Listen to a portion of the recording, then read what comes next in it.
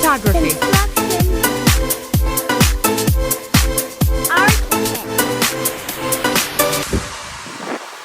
Dream. Reality.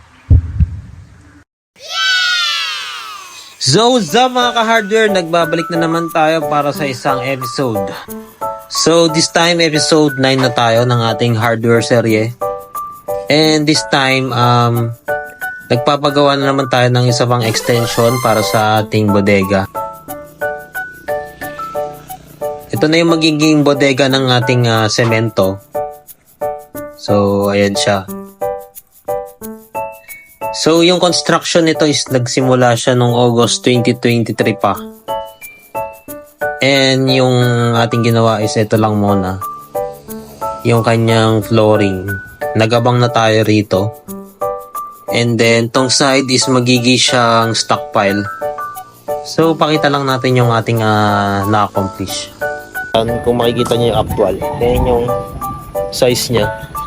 So, bali same size lang siya nung steel storage natin. 5x6. So, yan. Makikita niyo. So, yan yung steel storage natin. Yan yung pinaka main hardware natin. And then, parking ng ating mga vehicles. So, dito is binuhusan na natin siya. Balak natin dito talaga is tapusin muna natin yung flooring. In case man is gawin muna natin siyang parking or lagayan ng ating mga scrap materials galing sa site. So dito paunti-unti lang tayo dahil limited lang naman talaga yung budget natin. Gusto lang natin talagang merong masimulan muna. So gaya nga nung sinabi ko, recorded dito August 2023 pa. This time, kasabay din siya nung isang project natin. And nagpasya rin tayo na itayo na yung mga poste niya para if ever man, ang gagawin na lang natin is i-finish siya. So dito sa may part na to, tinatayo na rin natin yung tatlong poste niya. Sa poste niya is nagabang tayo ng mga 16mm. So, bala kasi natin talagang gawan to ng second floor kasi another storage ng ating mga item. Pero sa ating plan, nakabunggalo lang to.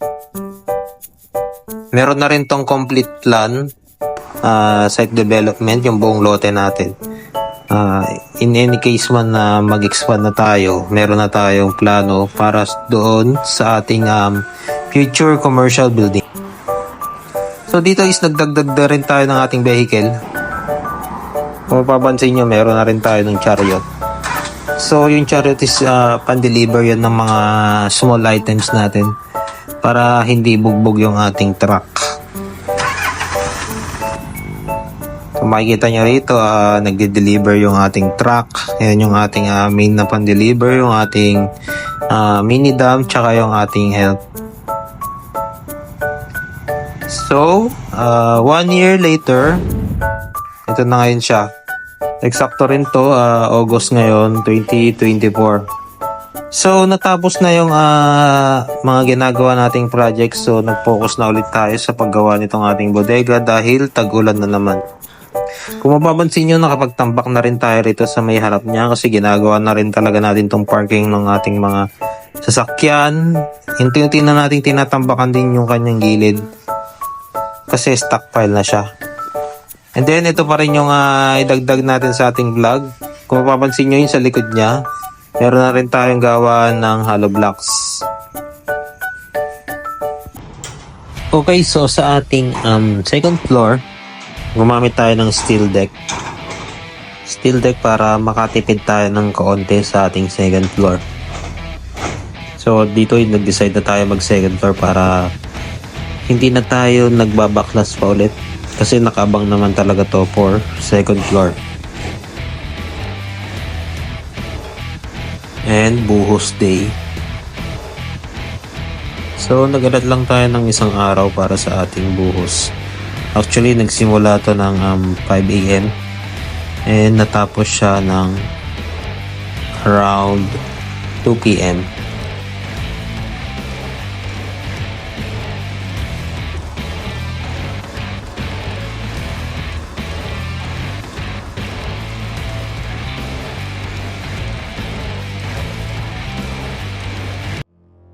And drone shot muna tayo. So ito yung kabuuan na ng ating hardware.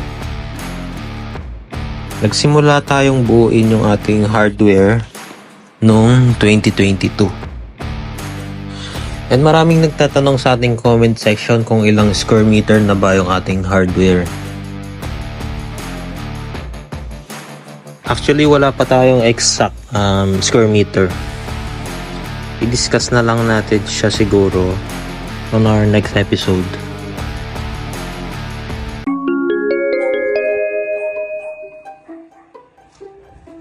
And then, ito na yung ating bodega.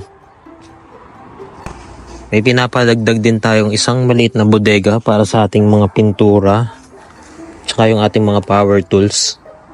Para maihiwalay natin yung ating mga pintura. Kasi crowded na talaga yung isa nating storage. And ito na rin yung side ng ating storage. Napatambakan natin siya. So ililipat natin yung mga hollow blocks dun sa likod. Dito natin siya i-stockpile.